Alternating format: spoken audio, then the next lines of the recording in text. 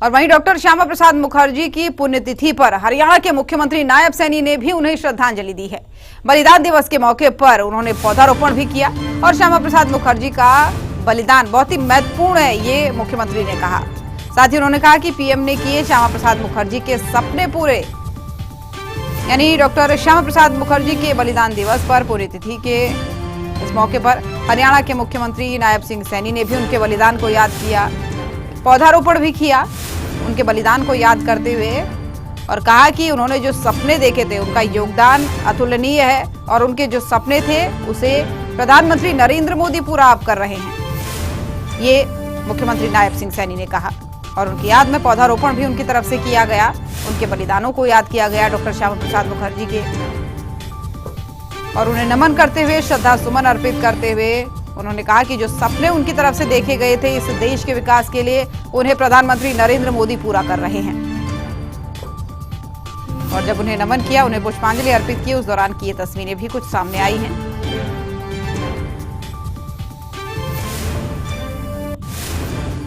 आज एक ऐसे महान नायक डॉक्टर श्यामा प्रसाद मुखर्जी, जिनका बलिदान दिवस आज हर बूथ के ऊपर हमारा भारतीय जनता पार्टी का कार्यकर्ता उनको श्रद्धांजलि अर्पित कर रहा है, उनको याद कर रहा है।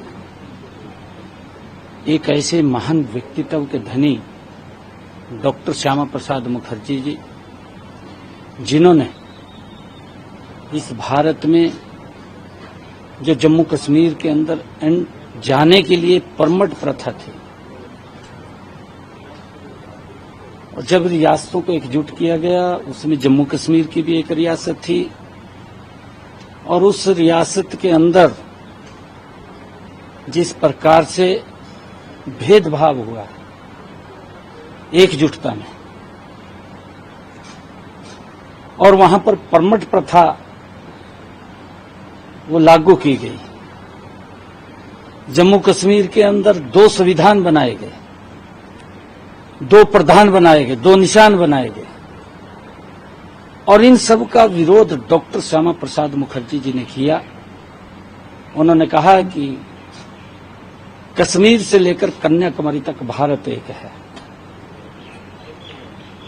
कश्मीर में जाने के लिए परमिट लेने की आवश्यकता नहीं, उसका विरोध किया, और उन्होंने अपनी यात्रा शुरू की, और बिना परमिट के ही वो जम्मू कश्मीर में प्रवेश कर गए। और जो ही वो प्रवेश किया, वहां की सरकार ने उनको गिरफ्तार कर लिया। आज भी वो अनसुलझा क्वेश्चन है कि 1 महीने के बाद उनकी मृत्यु हो गई, परंतु परमिट प्रथा समाप्त हुई।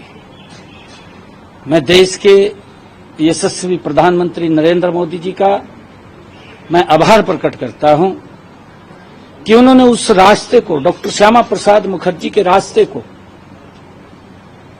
उस लक्ष्य को पूरा करने का काम नरेंद्र मोदी ने किया है। जो सपना डॉक्टर श्यामा प्रसाद मुखर्जी जी का था कि कश्मीर से लेकर के कन्याकुमारी तक भारत एक होना चाहिए, एक ही संविधान होना चाहिए, एक ही निशान होना चाहिए, एक ही प्रधान होना चाहिए, उस सपने को देश के यशस्वी प्रधानमंत्री नरेंद्र मोदी जी ने पूरा किया है। हमें गर्व है कि धारा 370 को समाप्त किया। आज वहां पर एक संविधान है, एक प्रधान है, एक निशान है। ऐसे महान व्यक्तित्व जिनका आज बलिदान दिवस है, मैं उनको कोटि कोटि प्रणाम करता हूं, उनको नमन करता हूं, और उनके दिखाए हुआ जो मार्ग है, ये विकसित राष्ट्र की तरफ भारत बढ़ेगा। ये जो डॉक्टर श्यामा प्रसाद मुखर्जी जी एक रास्ता देकर के गए हैं, और हम सब उनको याद कर रहे हैं।